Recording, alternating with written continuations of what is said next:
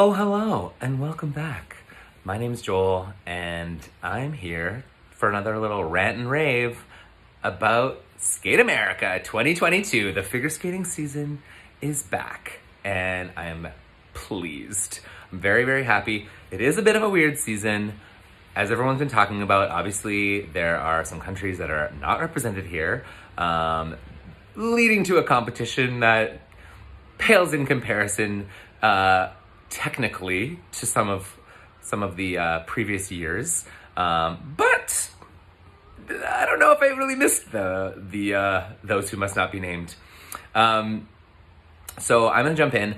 I'm gonna start with the men. I think the men's competition was a total mess. To be expected. I mean, it's early in the season. Obviously, everyone just has new programs and they're just getting into it. But I didn't really have that many standouts. Obviously, the number one standout of the entire competition, the one thing that everyone's going to be talking about, the one thing that everyone that doesn't even give a shit about figure skating is talking about, is Ilya Melinin landing another quad axel in competition. What is happening? It looks easy for him. It is insane. Like, the fact that this is happening is insane. So cool. I mean, his jumps are incredible. All of his jumps. That triple axel in the second part of the combo, like nothing. Later in the program, he's a technical wizard when it comes to figure skating. The rest of his program leaves a little to be desired, but I don't know. I wasn't that mad. The costuming, he needs some packaging help for sure, but none of that really matters, to be honest, if you just watch that clip of the quad axel on repeat. The only other standouts for me really were like Cal Mura nailing the short program. He was pretty much the only one. His free program wasn't as successful. It was okay, but I don't know. Technically, again, he's very, very strong. I'm not getting, he seems very junior to me still. Junhwa Cha, like, he's approaching a man skating status, I think. He looks great. Great costume. I really like the black on him with the open back. He skated really well. He seemed really confident, made some errors, but almost everybody did. And yeah, I think I'm excited to see, with this added pressure of the quad axel in existence, I'm excited to see how some of these other guys are gonna up their technical content. The only other guy that I really wanted to talk about was my man, Roman Sadowski. Go Canada. I'm always obviously gonna cheer for the Canadians no matter what. His quad sal, when it's on, is like butter. But his triple axel entry, like, basically comes to a stop and then just hurls himself into the air and then tries to gently land with no speed. And I don't know if that's a nerve thing, because I feel like in videos I've seen that he's posted from the summer and from practice, that's not really what his approach is. So maybe it's just a nerve thing in the competition. He really is being very diligent and precise with that jump because it's maybe giving him some trouble. But I don't know, that approach, that's complete slowdown approach, I don't know. It isn't working for him, so he needs to try something else. He did have a very strong start to his free program, but the program was a bit of a disaster. I really just like his lines. He's so tall, and he really fills the space, but he just needs to really attack more. That's really all I wanted to say about the men's. I'm really just starting to get into dance. I've been watching skating since I was 5. And I'm 35, so 30 years I've been watching skating. And only in the last 2 or 3 seasons, other than at the Olympics, have I really been trying to get into ice dance a little bit more. And I've been really enjoying the free programs, especially the higher level free programs. But this competition had quite a few interesting things. Obviously, Chalk and Bates, they're class. They're the class. Madison Chalk is so pretty. And, I mean, beige and brown outfits, they look really nice. They don't really do anything for me. But I can really see them stepping into the season this year, and they seem like they feel more like leaders. And they should, because I think they're going to win a lot, honestly. They made errors here and still won. That's debatable. I mean, from what I read and what I've watched from other people talking about ice dance, it's very political. I don't really give a shit about any of that, but they were my winners, I think, today. Other than, honestly, Hawaii and Baker, their free dance was so beautiful. They could have easily had that title as well. I just, like, he's fun. He's really fun. Jean-Luc is really fun. Caitlin is like this ethereal, like, pixie goddess on the ice, and she just really feels it and vibes for me, and I'm into it. I'm into her. They look great. Their costumes look good. The purple was lovely. It was a very nuanced skate. And I'm excited, like, that's just like one of their first major skates of the year. So I'm just really excited to see like where they take that program. Cause I think it's just gonna get better and bigger and more flowy, and yeah, so good choice for them. And then the third place team was from Canada. I've never heard of these people before. Marie-Jade Loriot and Romain Legac, I don't know, something like that. Their Pink Panther program, it was so good. Like, entertainment factor, like 10 out of 10. You could definitely tell that their technical ability is a little bit lower. Really, this was a competition between Chaka Bates and Hawaii Baker. Like, there was no question about that. But I love a little, like, sneaky Canadian bronze. Like, Canada is notorious for a sneaky bronze, and we will keep sneaking. But yeah, they were really good. I love their costumes. I love just the pink on the top. We have seen full pink leotard, Pink Panther programs, Alyona Savchenko, and I loved that too. But because we've seen that already, I'm glad they went with a little bit of a different route with the costuming, and I thought it was classy, and it was really nice, and they were really in the program. So I love that one. And my other favorite, again, another team that was a little lower on the technical content, but the German team, Jans van Rensburg and Stefan, I don't know, they had these black and white costumes. I can't remember what they skated to, but they were hot.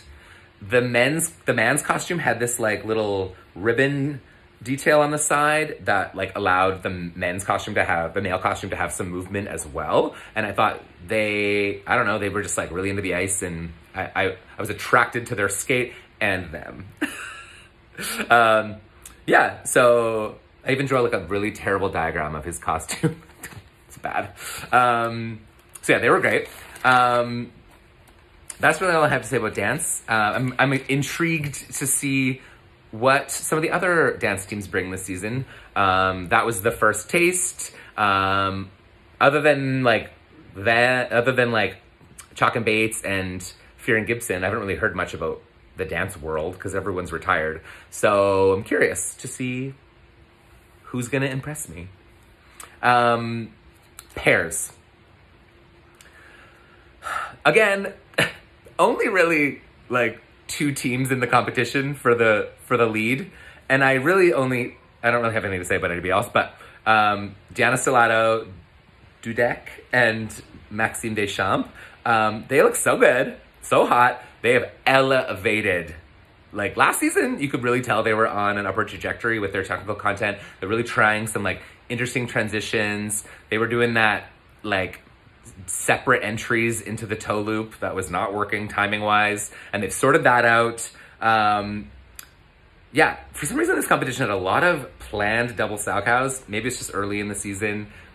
I don't think anybody needed to do 2 side-by-side triple jumps in this competition at all, and I don't think anyone did. So I guess it was a good call. But Deanna and Max were like super confident. They look like adults skating, which is more than I can say for a lot of the other pairs. Obviously, like, so many of the top pairs are not able to compete right now, or they've retired, and that discipline is the struggle bus.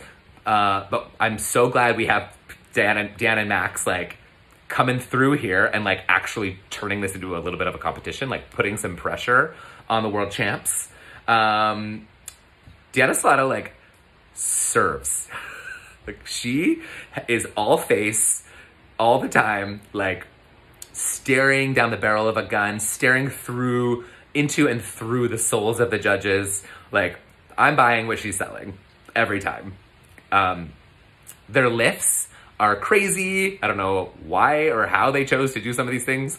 They look like gravity defying and very dangerous. And yeah, I'm very impressed with their climb, their steep climb onto this podium as the silver medalists. Like, they deserved that silver medal for sure. The winners here, who I was actually like, after the skates, I was more enthused about Deanna and Max, but I do think that Alexa and Brandon won. Alexa Knierim and Brendan Fraser. They did their sign of the times, little Harry Styles moment. I don't know, something about beige palette packaging. What's going on with the US teams? Jochen Bates, Brendan Fraser and Knierim, like, what's going on here with the beige and brown outfits? I don't know. They do look really good. They look really strong. Their twist is so big. They just don't, yeah, they fell on the throw loop. They did double sows. They just don't seem like fully settled into this program. It really feels like out of all two of the top teams here, they seemed unsettled in their program. Like, it needs some more miles. They won and did not look happy, which I kind of expect from Alexa, because she seems like a little bit of a perfectionist diva in a good way. And I mean, she's a winner, so keep doing what you're doing. You know what you're doing. So yeah, and then like the random third place team that I also had never heard of from Canada, yay. So we sneak in for another little bronze. And yeah, I don't know anything about them. They skated fine. Moving on to the highlight of my night, or my weekend, which was the ladies. Gracie Gold, guys. Gracie's back. I think she was 6th here, and she could have easily been higher. She just doubled out the second half of her free program like she has done many times in the past. But man, like, her short program was so good. Her jumps are huge. She looks fit. She looks confident. Her short program dress I prefer over the free program dress. The free program dress is this blue, like, sparkly with like kind of like tendrils of crystals going up. Honestly, it feels dated, and it's new. I think it's a new program dress. So I don't know. She's Gracie motherfucking Gold. She needs some better packaging, I think. But I'm like so happy to see her, because we need her. Like, the US needs her just as like someone to stir up the pot a little bit. And I think, honestly, like, if they're selecting 3 people to go to Worlds or whatever, like, she could easily be on that team in the US right now. No problem. Some of my other highlights were definitely Nicole Schott, who I have loved for many seasons. Last season, she had such a good second half of the season, and I really liked her programs and her packaging. This year, she's playing a little more simple with the black. She did a queen cover, but it was kind of slow, and I feel like she could really do something with a little bit more oomph, a little more tempo. She also, like, as I said, like, Chalk and Bates feel like adults skating.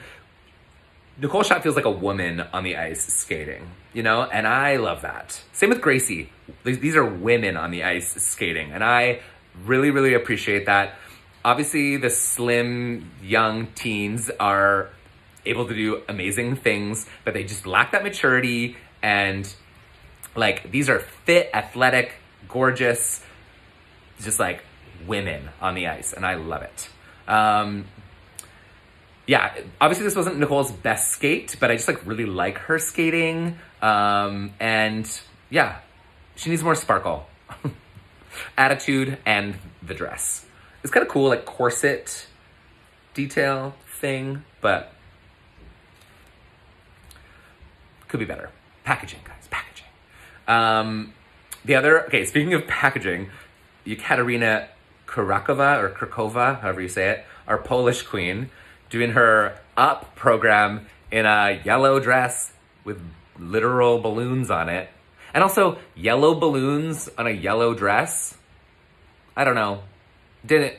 And also, like, from afar, that costume would not read at all. Like, that costume is only for TV. Only for, like, a camera close-up. Because from afar, it would just look like a bumpy sash. I don't think anybody would understand what that costume is. It seems, I don't know. I really like her. I think she's so cute. And she seems to have such a good attitude and, like, love for skating. You could just tell it, like, and she tries so hard. But, yeah, the packaging, like, she needs some assistance. Her triple Lutz Euler triple flip combo, which she has competed successfully in the past, did not happen here. But like, I think it's really cool that she's still going for that. And I think in this new code, maybe like we're seeing a lot more different combinations. And I really like that. And I like that she's pushing the boundaries. I know that like other people have done triple flips for the second part of their combos in the past, but she's one of the only women I think that has done it. And yeah, it's just nice to see her like pushing that technical content because she's not doing quads or triple axels. So that's just like a great way to get extra points. So respect. But yeah, the dress, man. I really like, oh yeah, there was one moment in her program, I believe it was when the music changes just before she goes into her second spin. And it wasn't her best spin, but it was the best musical transition into a spin, like really highlighting the spin. So I almost think she should have taken the spin from the last part of her program, which is more impressive shape-wise, and put it up there, because I really think it would have like added a mid to late program exclamation point. That was kind of like, that was a highlight for me in the program. It was a spin in the musical transition. So I think that could be, she could make that into more of a moment if she put a more complicated or a more impressive flexibility-based spin at that moment. But she skated very well. Yeah, yellow balloons on a yellow dress. I don't know about it. My other faves, Amber Glenn. Amber, you killed it. She looked as shocked as any that she got the bronze. And I don't know, I don't actually think I'm that shocked. I always thought she had that ability. Obviously, I think this coaching change has ignited something in her, and that it could go either way. We've seen people change coaches and then not be able to skate for 2 years. So I'm very pleased that, and I really hope this like adds to her confidence, because I think that's something that she really struggles with. She stayed on her feet on the triple axel.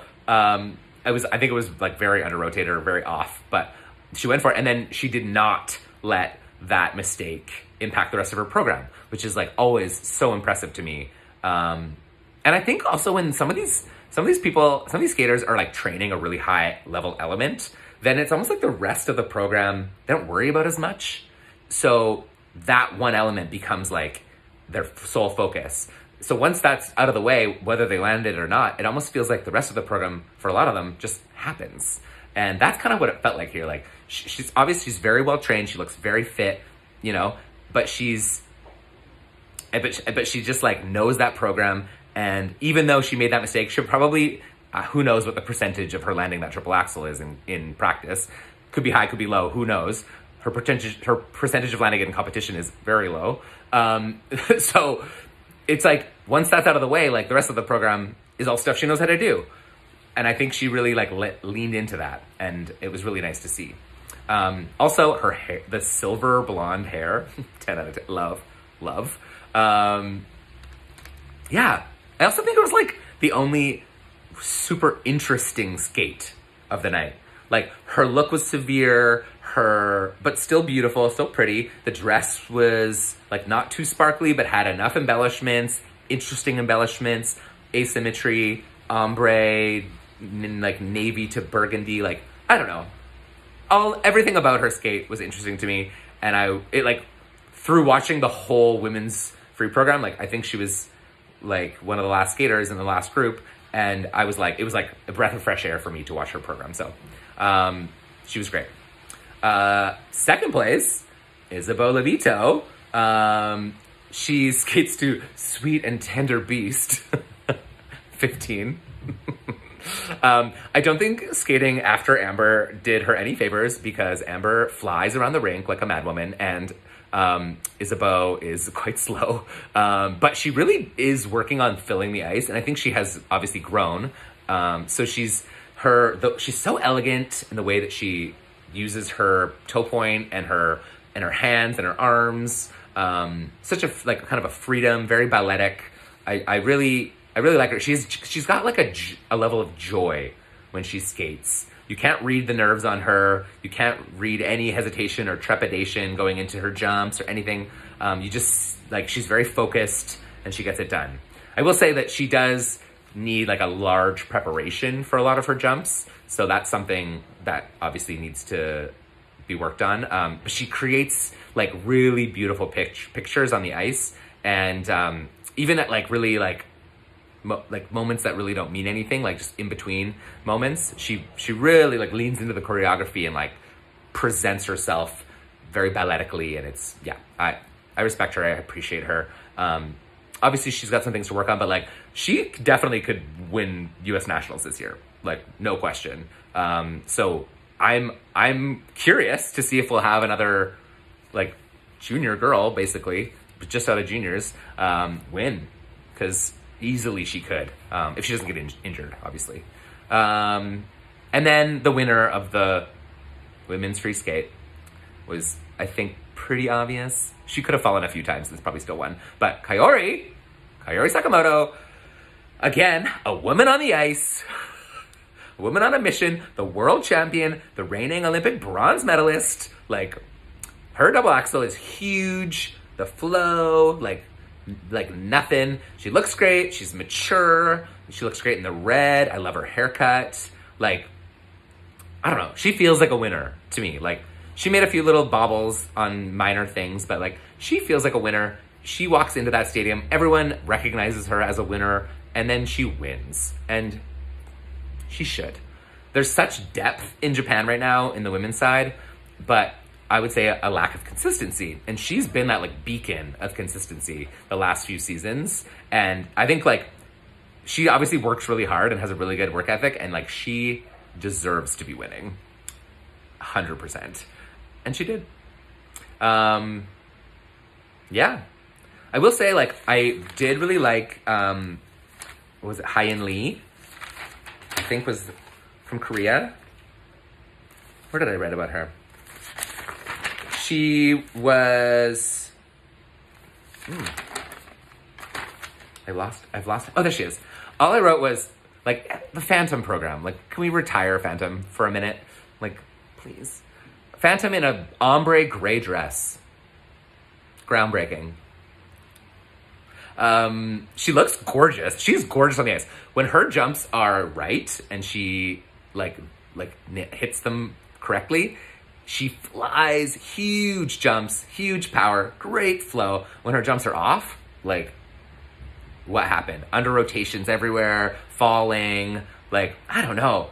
I think I've enjoyed watching her over the last few years. I think she has grown quite a bit, but it doesn't serve me any emotion. Like 1 out of 10 on the face, and I want some more face.